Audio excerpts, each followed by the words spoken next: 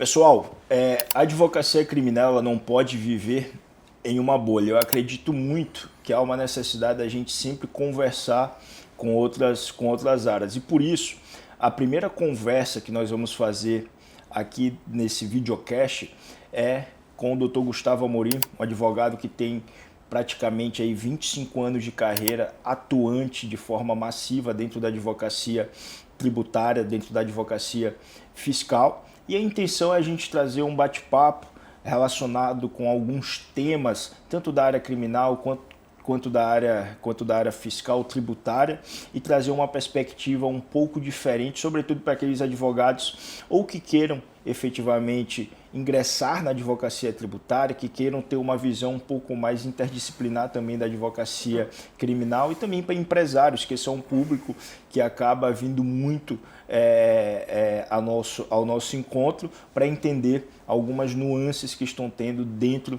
desse colchão de retalhos que é o sistema tributário nacional. Doutor Gustavo, só para a gente pegar e começar nosso bate-papo, doutor Gustavo é um grande amigo, grande parceiro também aqui do escritório, e a intenção é justamente trazer um panorama voltado para empresários e sobretudo para advogados de ambas as áreas. Doutor Gustavo, nesse colchão de retalhos que é o sistema tributário nacional, como é que tu vê, né, a reforma tributária e todas as regras tributárias que constantemente estão mudando aqui no país? Quais que você destaca aí que seja um ponto não só de preocupação, mas também de oportunidade para os advogados que queiram atuar nessa área? Bom, obrigado pelo convite.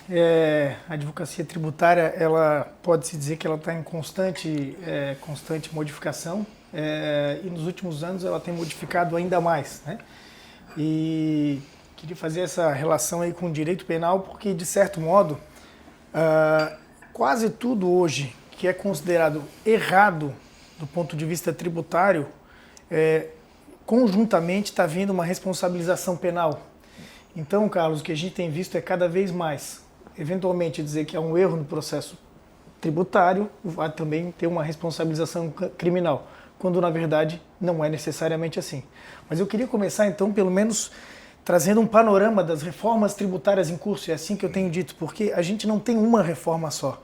Todo mundo começou falando da reforma da CBS, IBS, né, para falar da modificação geral da reforma tributária, mas a verdade é que a gente teve uma avalanche de reformas tributárias. Então, em 2013 foi aprovada essa reforma, né, que substitui lá, que pretendia simplificar e substituir lá diversos tributos pela CBS e IBS.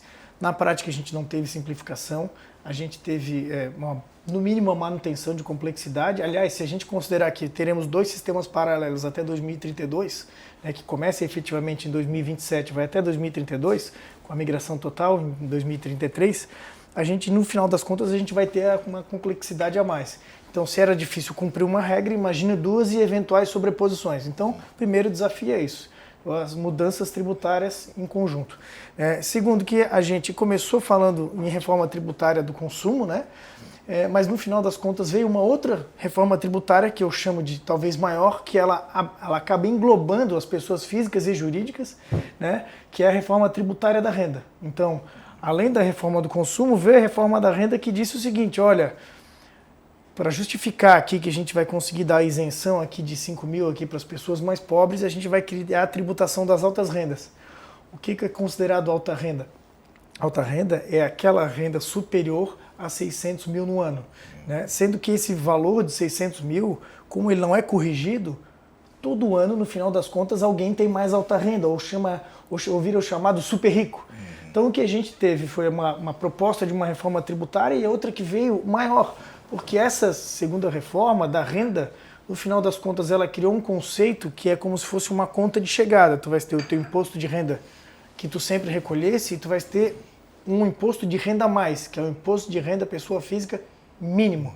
Então esse imposto de renda pessoa física mínimo, no final das contas, ele vai incidir, já começou a incidir sobre todos os dividendos distribuídos mensalmente. Então, quem não tinha lucros acumulados, tem uma exceção lá com relação aos lucros até o ano de 2025, mas quem não tinha lucros acumulados, distribuir R$ 51 mil a partir de janeiro de 2026, se não tiver naquele colchão, vamos chamar de lucros anteriores, tu és obrigado a reter 10% sobre o valor total desse lucro distribuído. Então, R$ 5.100. Vê só, é tão agressivo que é 10% durante cada uma das distribuições de lucros mensais. Então, é uma tributação nova que é da pessoa física, mas que tem relação direta com as suas participações societárias, nas pessoas jurídicas. Então, eu costumo dizer, primeiro, que não é uma.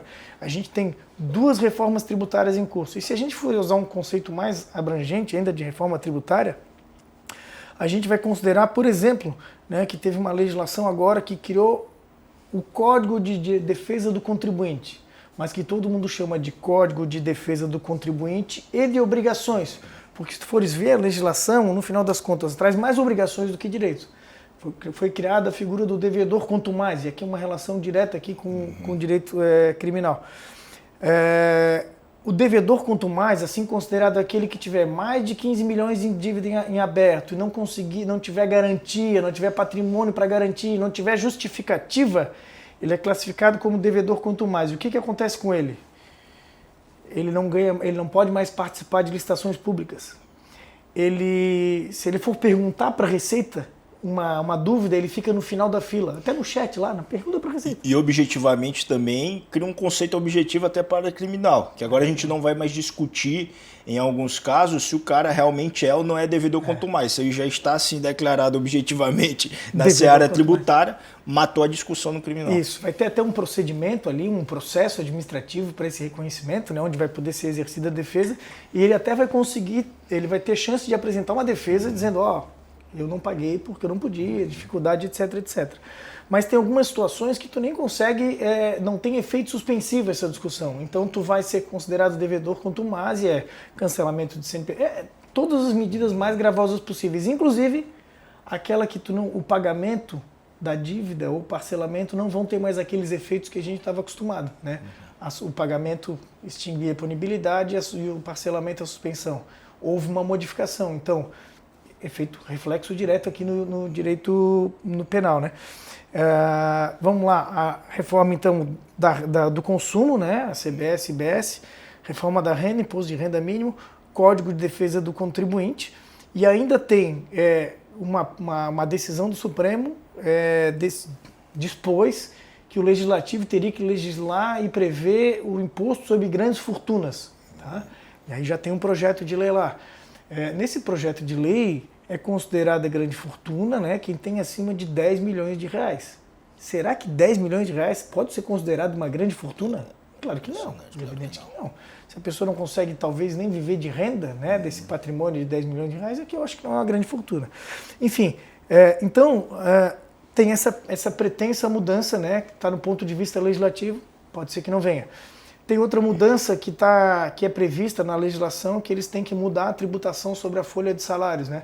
A verdade é que a tributação sobre a folha de salários é uma das mais complicadas para o empresário. O primeiro cálculo que ele faz vou pagar um salário de 10 e vou ter que gastar 18, talvez, 16, 17, 18, né? Sendo que o empregado não vai ficar com 10, ele vai ficar com 7, né? E a matemática é essa, né? A pessoa custa 17 e fica com 7, né? Esses 10 aí ficam com o governo, a título de todas as contribuições previdenciárias, tributos, etc, etc. E ainda quando ele for gastar esses 7, praticamente a metade do que a gente consome é tributo. Então, no final das contas, a pessoa tem que render 17 para ficar com 3,5. Essa matemática não funciona, né? Há um limite da tributação que eu acho que a gente está, se a gente já não ultrapassou, né, a gente está perto de ultrapassar, né? Então, o panorama talvez seja múltiplas reformas tributárias em curso. Reformas do ponto de vista tributário, fato gerador, paga mais, reformas relativas à relação fisco-contribuinte. O contribuinte está sendo cada vez mais apertado ainda. E dentro dessa perspectiva, a gente sabe que o empresário ele é um sobrevivente nesse país, né? Justamente para aguentar essa carga tributária, às vezes essas bitributações que de vez em quando aparecem, e ele muitas vezes procura estratégias, né? Justamente para diminuir esse impacto tributário na vida empresarial dele. E aí tem duas que eu destaco, que eu gostaria que você explicasse um pouco explicasse um pouco aqui, que é planejamento tributário, quais seriam os limites, né, que tornam essa estratégia legítima, e quando ela passa do limite acaba se tornando uma fraude, enfim, você acaba incidindo, inclusive, em alguns tipos penais que nós sabemos muito bem. E dois, né, se esse impacto que essas reformas, que todas essas medidas estão trazendo para o país, fazem com que o empresário vá para fora do país, mude domicílio fiscal. A gente viu, por exemplo, a dona do Nubank, que pegou e mudou seu domicílio fiscal para o Paraguai, muitas empresas brasileiras que estão indo para o Paraguai, muitos empresários também que acabam indo empreender nos Estados Unidos. Como é que você vê, né, essa mudança de domicílio fiscal, e até que ponto vale a pena fazer essa mudança de domicílio fiscal para quem é, né? Qual o tamanho da pessoa, qual o tamanho da empresa, para que isso realmente seja vantajoso, e quais os cuidados que a gente precisa ali analisar para que isso seja implementado? Bom, legal. Primeiro que assim, o empresário realmente, o conceito de sobrevivente que trouxeste é perfeito, né? O empresário, ele é um sobrevivente, né? A pessoa que consegue ter uma empresa há mais de 30 anos, né? Ou 30, 60, 50, enfim, uma empresa familiar, e consegue, o cara, né, realmente é um campeão, vamos dizer assim. E muitas vezes ele precisou, uma empresa longeva dessas, muitas vezes ele precisou fazer um planejamento tributário, que o conceito é bem simples. Basicamente, tu tens duas alternativas. Tu podes realizar a atividade dessa maneira, pagando essa carga tributária, mas tu identifica que se tu realizar a tua atividade dessa segunda maneira, tu vais pagar outra carga tributária. E o que é relevante nisso tudo? Quando tu tiveres na escolha dessas duas alternativas, tu tens que ter um conceito bem claro. Se eu estiver realizando a atividade desse jeito, a lei diz que se eu fizer de outro jeito, eu vou ter outra carga tributária. E o que isso significa? O fato, a situação de fato. Não adianta eu chamar de jacaré se no final das contas for uma lagartixa. Então, ele tem que estar realmente, ele tem que ter todas aquelas características, tem que ter o rabo do jacaré, tem que ter o dente do jacaré para a gente poder chamar de jacaré, senão vai ser tratado como uma lagartixa. Não sei se é o melhor exemplo, mas basicamente é isso, né? Então, o que a gente tem? Tem que ser uma situação de fato e de direito. De fato, é o que está realmente como está realizando aquela atividade. De direito, é assim que a lei diz. Então, a gente não está diante de uma simulação tecnicamente falando. A gente está dentro de uma situação em que aquela empresa ou aquela atividade foi refeita, readequada, reajustada, e assim ela pode ter aquela carga de tributação. Todas as discussões, todas elas passam, no final das contas, por isso. Saber se aquilo é uma simulação ou não é uma simulação. Eles usam várias expressões, né? Prevalência da substância sobre a forma, etc, etc. Os argumentos, do ponto de vista da Receita Federal, das fiscalizações, eles são múltiplos, mas no final das contas, tu sempre vai ter que saber, aquela operação, ela está de fato e de direito assim organizada? Se estiver, ela é lícita, ela vai ser defensável, ela provavelmente vai sobreviver a um teste de consistência, né, que é uma fiscalização, ou eventualmente uma discussão judicial. Então o primeiro ponto é isso, planejamento tributário, escolha entre duas alternativas lícitas. Então, é isso. A evasão fiscal, e aí só para fazer o terceiro caso, vai ser justamente o contrário. Quando tu diz que tens uma determinada atividade de direito, né? Então vai lá, teu contrato social diz que mas em paralelo tens uma atividade diversa. Essa atividade diversa vai ser uma evasão fiscal, porque no final das contas ela não vai estar correspondendo à realidade. E aí a gente acaba incidindo, enfim, em alguns crimes, né? Nós vimos, sobretudo em São Paulo, várias operações, teve contador preso, enfim, justamente porque transpassou desse limite, né, do que se torna um planejamento tributário, estratégias tributárias legítimas, justamente para diminuir a carga tributária e para você se adequar realmente às normas que vão mudando e aquelas que estão em vigor, e o que se transforma na evasão fiscal e acaba desembocando num tipo penal e caindo, né, na criminalidade econômico-financeira, na criminalidade tributária. E dentro dessa linha também, né, que é esse assunto que está muito em voga, que é essa mudança de domicílio fiscal. Legal. Como é que você vê essa fuga de empresários da mudança de domicílio fiscal e para quem não é a mudança de domicílio fiscal? Tá, legal.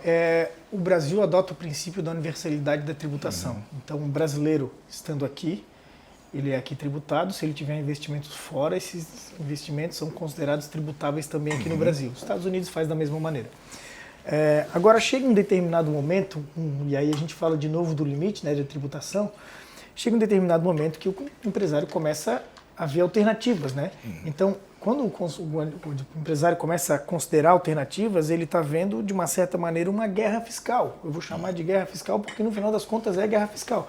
A mesma guerra fiscal que os estados fazem, um em relação ao outro, dando benefícios de ICMS, ou que as prefeituras, né, Osasco ficou famosa, era a prefeitura que dava ISS bem reduzido, Santa Catarina foi reconhecido por dar benefícios fiscais lá, etc, etc. Da mesma maneira que a gente tem isso no plano municipal, estadual e federal, a gente vai ter também no plano internacional. Então vai ter alguns países que eles vão ter tributações reduzidas ou quase inexistentes, né?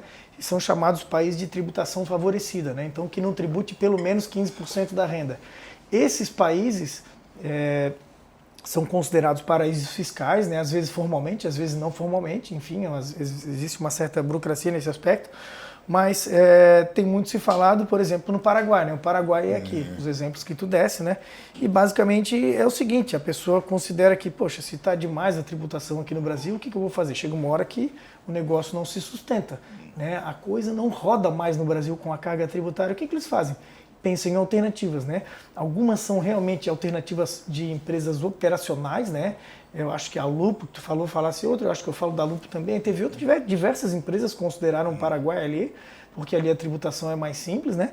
É mais reduzida, não tem uma tributação tão grande sobre a folha de salários, por exemplo, né? E o lucro está com tributação reduzida, então as pessoas consideram transferir a sua planta lá para o Paraguai. E aí passa eventualmente a exportar para o Brasil.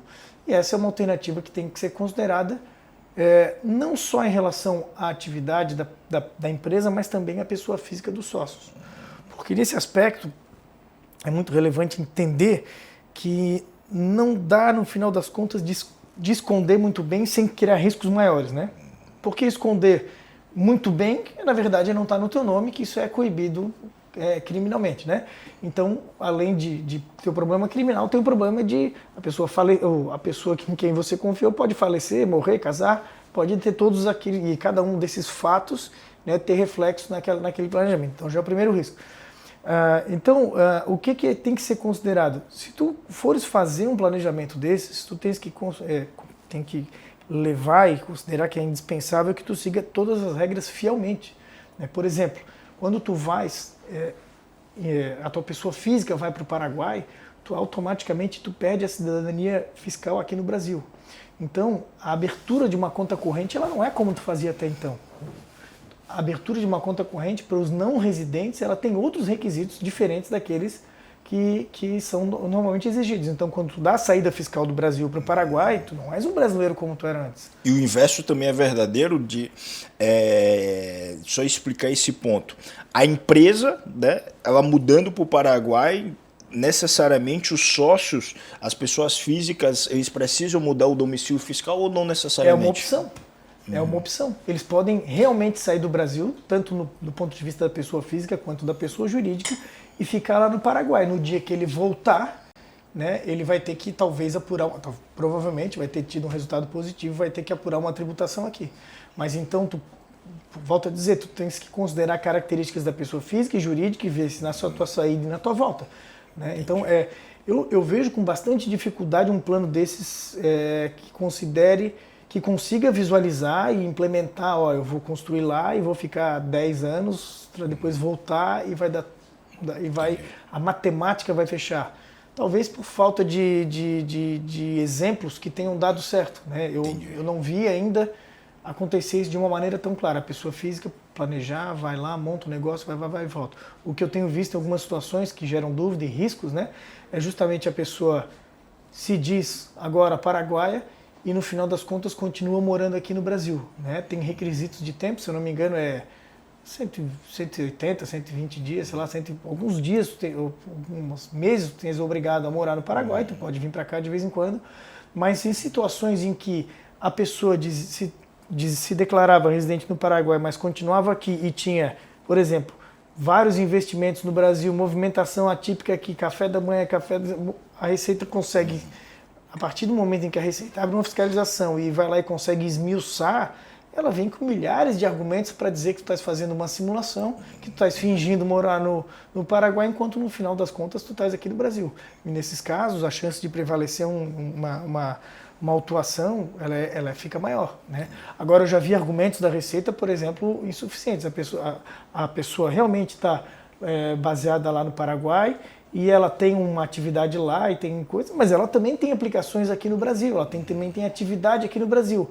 E aí a Receita olhou e disse, não, a maior parte da tua atividade econômica é no Brasil, logo tu não pode ser residente no Paraguai, logo eu vou te tributar aqui no Brasil. É um risco, né? Sim. É um risco, né? Quem quer conviver com uma autuação dessas que vai te cobrar 27,5%, mais uma multa de 75%, ou, enfim, 150%, ou 225%. Então é uma situação que a gente fica, vamos dizer assim, a gente fica sempre um pouco apreensivo de olhar e dizer, não, vai que vai dar certo. Simples. Sim. Não é tão simples Não é tão simples assim. Não, maravilha. E outro tema que é muito interessante da gente pegar e tratar, que sobretudo é uma tendência, né? A gente vê vários advogados oferecendo essa abordagem, a gente tem uma concorrência também aí com contadores, enfim, outros profissionais relacionados a essa temática, que é a holding patrimonial, né? Muito se fala em holding patrimonial. Eu queria primeiro, para a gente dar uma pincelada, o que se trata uma holding patrimonial? É uma estratégia? É uma forma de blindagem? Quais são as vantagens de se ter uma holding patrimonial e se há desvantagens em relação a isso? Para quem que é uma holding patrimonial? Qual o tamanho, a envergadura que a pessoa precisa ter para que isso realmente se torne vantajoso? Queria que tu dissecasse um pouco esse tema para a gente, que é um tema que eu acho que todo mundo tem interesse em conhecer um pouco mais. Primeiro, eu queria diferenciar as holdings. Uma holding nada mais é do que uma pessoa jurídica, que pode ser uma sociedade anônima, pode ser uma limitada, como a gente está acostumado, mas holding é considerado uma empresa que tem um objetivo, né? Então as holdings, elas são basicamente as operacionais e as não operacionais. Então, se a gente fosse fazer uma divisão, a pessoa trabalha com obras públicas, né? Vamos chamar uma atividade que é um pouco mais complexa, e ela vai ter lá uma série de empresas. Ela pode ter uma holding que pode ser sócia daquelas empresas, né? A pessoa física tem uma participação na holding de diversas empresas, e ela, ou a própria holding, aquela empresa é uma empresa operacional, mas no final das contas a regra é várias empresas ali para baixo. Então essa é a estrutura típica. Então a pessoa normalmente tem uma holding para ter participação nas empresas operacionais e uma outra holding para ter, eventualmente, investimentos, para não ficar todos concentrados na pessoa física. Então aqui a gente já diferencia empresas operacionais de um lado, empresas não operacionais do outro, né, e as respectivas holdings, né? Então qual que é o objetivo normal? O primeiro normal é que cria-se uma camada, né? Pode ser chamado de defesa patrimonial, blindagem, mas o fato é que quando tu tens a cada personalidade jurídica cria-se uma camada a mais, né, vamos chamar de proteção, né? Não é uma proteção absoluta, né? O que muda, na verdade, é a forma como pode, né, haver eventualmente uma comunicação, mas de uma maneira geral a holding pode ter primeiro esse objetivo. A holding também pode ter por objetivo a organização sucessória, né? Então, eventualmente, tu tens dois filhos, um que sabe tocar as empresas. Pode ser que naquele momento de organização sucessória tu digas, não, esse aqui cuida bem das empresas, ele vai ficar com essas empresas.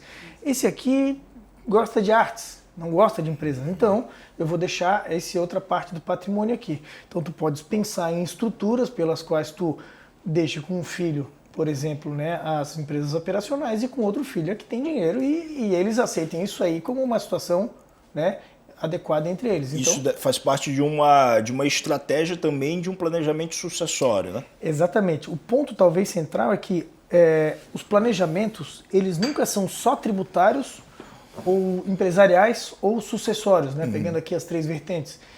Normalmente eles têm um aspecto, primeiro, patrimonial e sucessório, e aí, eventualmente, o tributário. É difícil justificar fazer toda uma modificação societária e patrimonial e sucessória só por conta do efeito tributário. Não é que não seja possível, mas se for só esse o efeito tributário, tem que ponderar.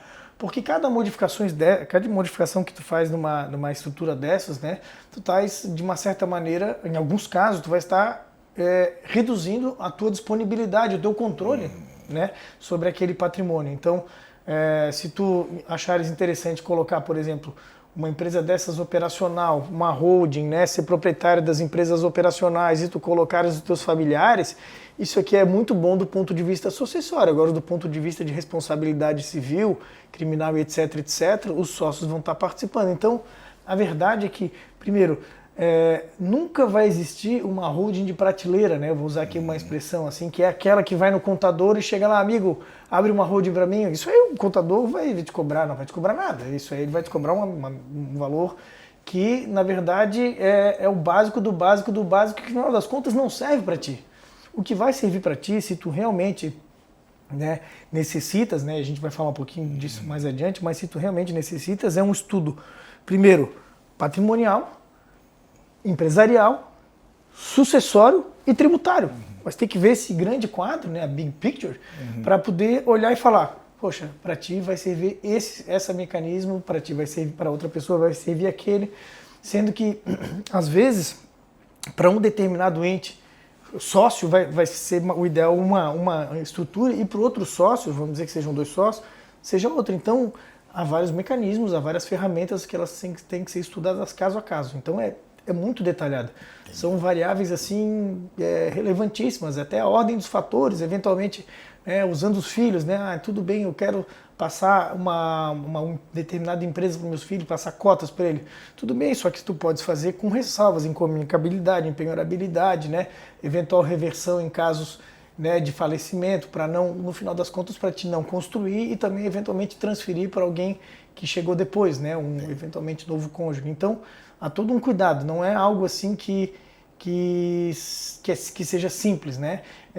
Dá até para falar assim que se te cobrarem muito pouco para fazer uma holding é porque o trabalho vai ser insuficiente, né? Sim. Talvez até prejudicial.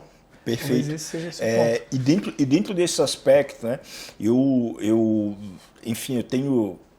quando a gente lidar com os clientes na área criminal, sobretudo quando são empresários que realmente tem uma multiplicidade aí de negócios, eles sempre me consultam e eu faço os direcionamentos para os advogados especialistas, né? A gente é um caso que a gente tem muita retroalimentação. Eu jogo o cliente do tributário, você me joga o cliente que tá enrolado aí na área criminal.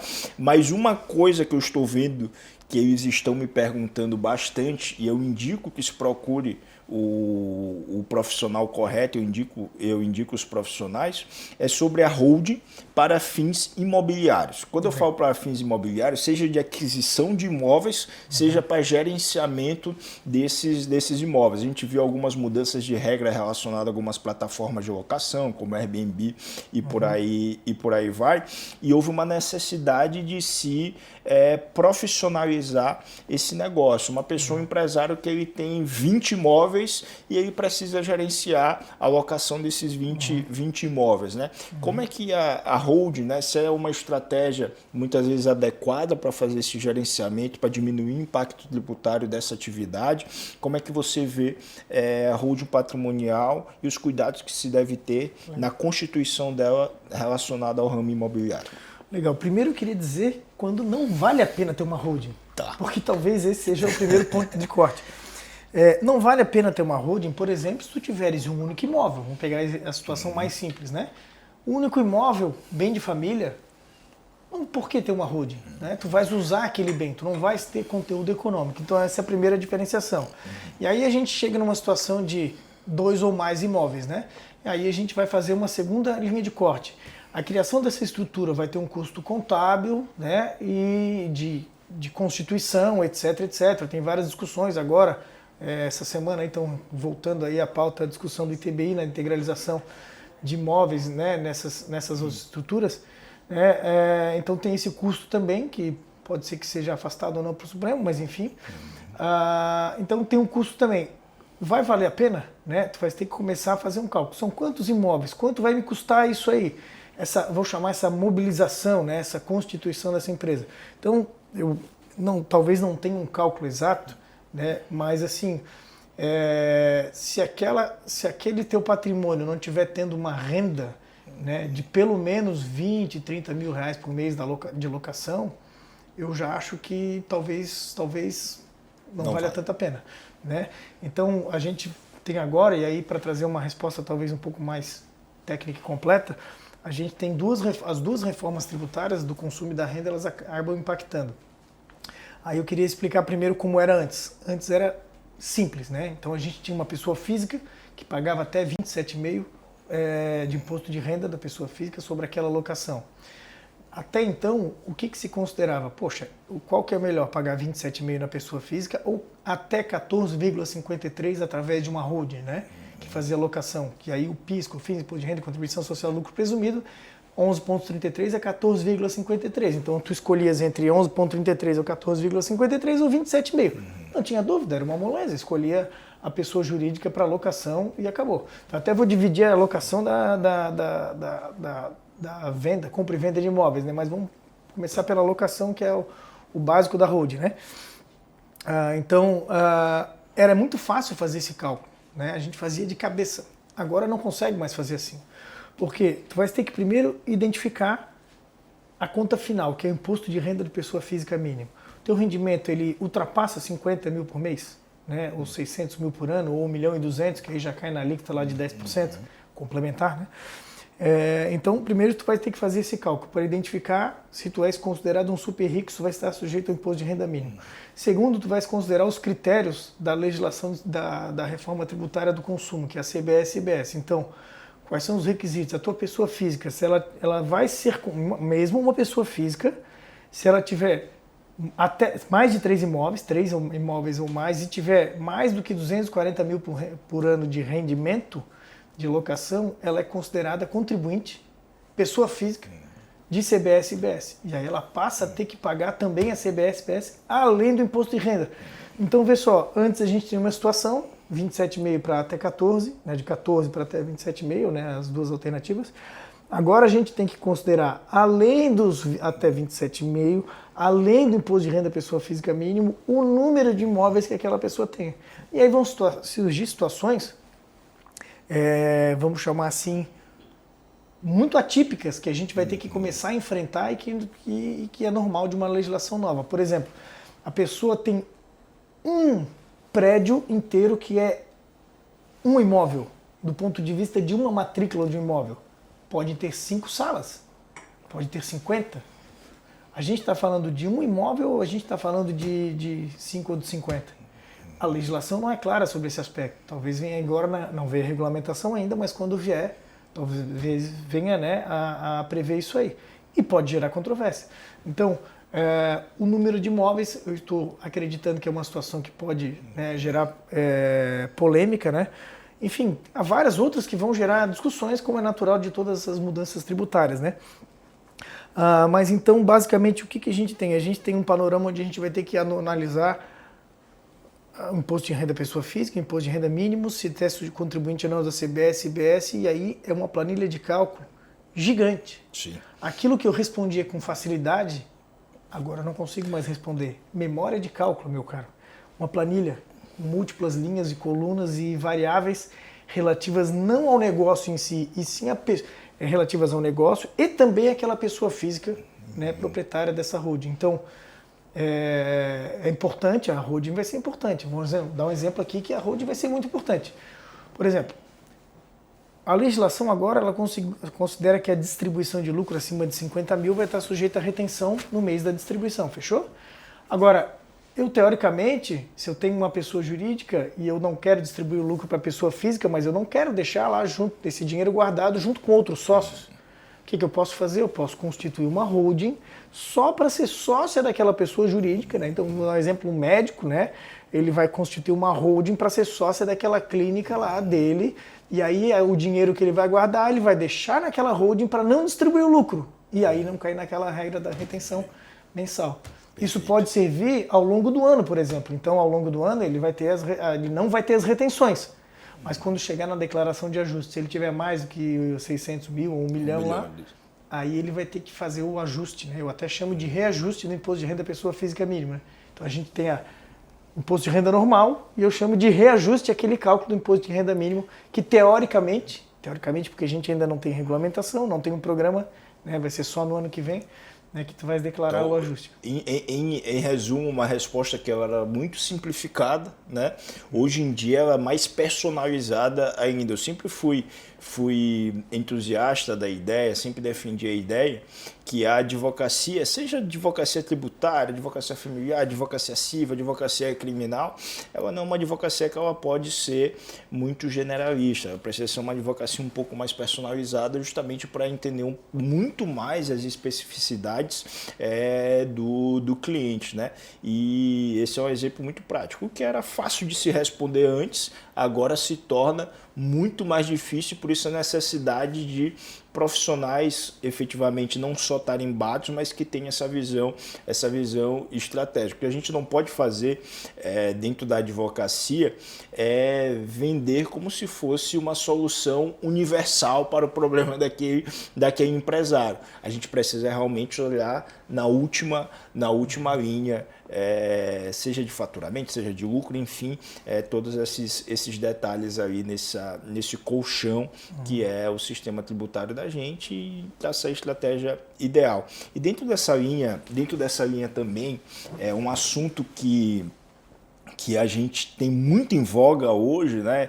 Nos últimos 10 anos a gente teve o boom aí de empresas digitais, de e-commerce e todo esse ambiente. Muitas empresas, até inclusive tradicionais, elas passaram a operar no ramo digital, né? Digitalizar as suas empresas ao máximo, inclusive às vezes fazendo uma modificação, saindo de empresas meramente físicas e transformando-as em empresas completamente digitais. Quais são os maiores cuidados assim que você vislumbra que um empresário deve ter quando ele atua diretamente, exclusivamente com produtos digitais, né? E como é que você entende quais são as estratégias que dá para se utilizar para você realmente não incidir em nenhum tipo seja de crime, seja de ilícitos tributários na área digital? A área digital é outra que teve essa mudança significativa. O que se discutia muito no passado? Discutia-se muito o chamado software de prateleira e o software customizado.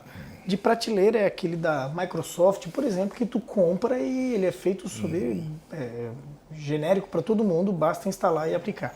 O software customizado ou sob medida era aquele que era redimensionado, readequado para aquela empresa em específico. Então, todo software sempre vai ter uma parte básica, vamos chamar assim, e essa parte avançada ou não, ou especificada, ou detalhada, customizada, que ele pode ter. Então as discussões elas sempre estavam no software de prateleira, incidiu o ICMS, e no software customizado, o ISS. Só que já no passado, algumas empresas que vendiam os softwares, né, especialmente que não eram aquelas grandes corporações, elas acabavam vendendo software com algum tipo de customização. E esse algum tipo de customização é que gerava as polêmicas. Então, os fiscos olhavam, né, e esse era um problema, porque os dois fiscos olhavam. Né, o Estado dizia que aquilo ali que era de prateleira e queria o ICMS, e o município olhava e dizia que era customizado e queria o ISS, e às vezes a pessoa era obrigada a pagar duas vezes. Né? Então, são conflitos que a gente já tinha. Agora ficou um pouco mais difícil, né? Primeiro, abrir um parênteses aqui, né? Toda atividade tecnológica, startup, tecnologia, ela sempre é um pouco disruptiva, ela sempre é inovadora. E quando ela está inovando, ela está trazendo uma nova forma de fazer o negócio.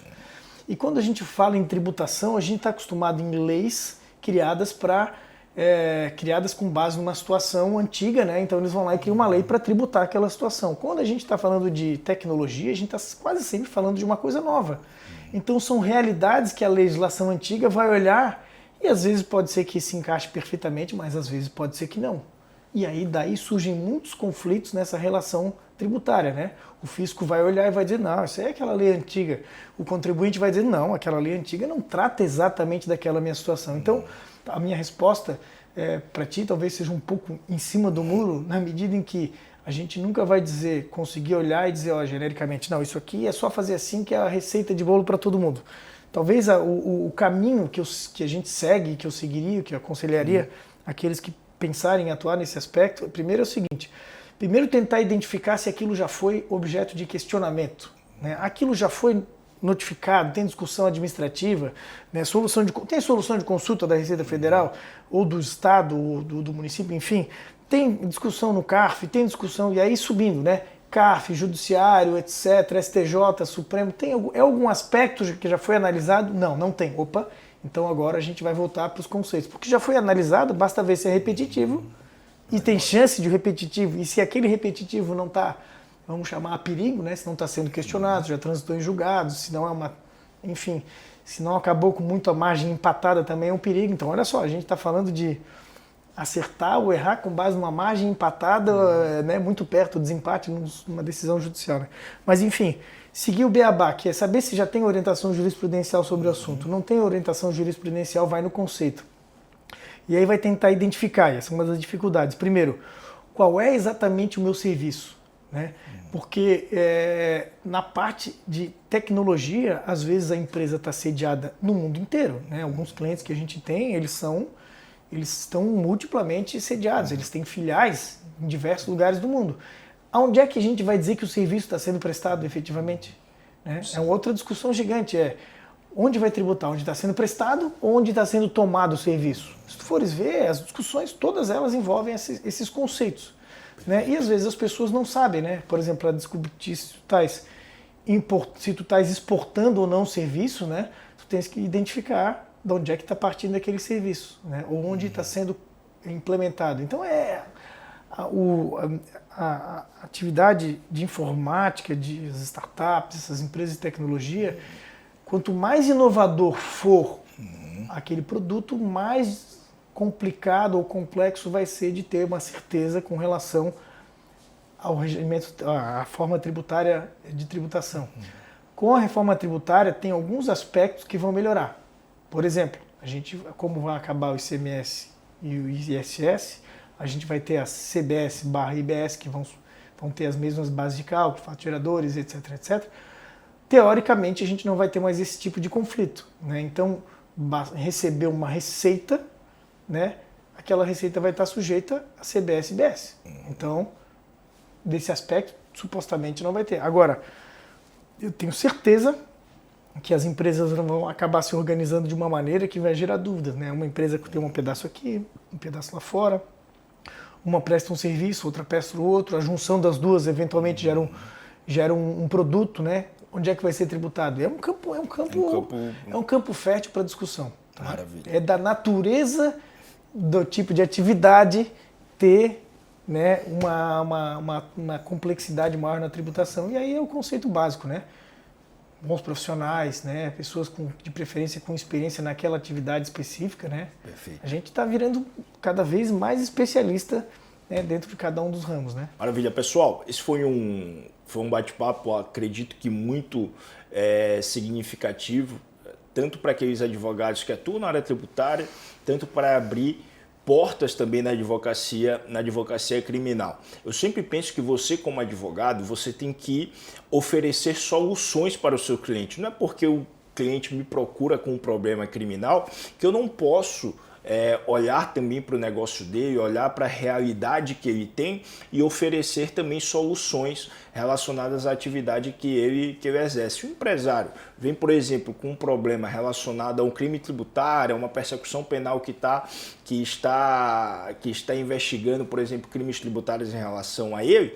Por trás dessa pessoa pode ter uma empresa que esteja passando por diversos problemas na área empresarial, na área tributária, e você, como advogado, tem que ter noção, né, do que se tratam esses problemas para oferecer, sejam soluções de dentro do seu escritório mesmo, sejam para indicar profissionais tarimbados como o Gustavo, como outros profissionais que, obviamente, vocês devem conhecer. Então, a intenção desse bate-papo não só educacional, mas sobretudo para abrir um pouco a cabeça dos advogados que você precisa conhecer um pouco mais as outras áreas para você oferecer soluções completas aí para os seus clientes. Ter um pool de soluções para que o cliente ele não saia do seu escritório, não saia do seu ecossistema com a impressão de que você talvez não tenha uma mente tão aberta quanto deveria para essa nova era da advocacia, que é uma era muito interligada e que você precisa ter um ecossistema de várias áreas também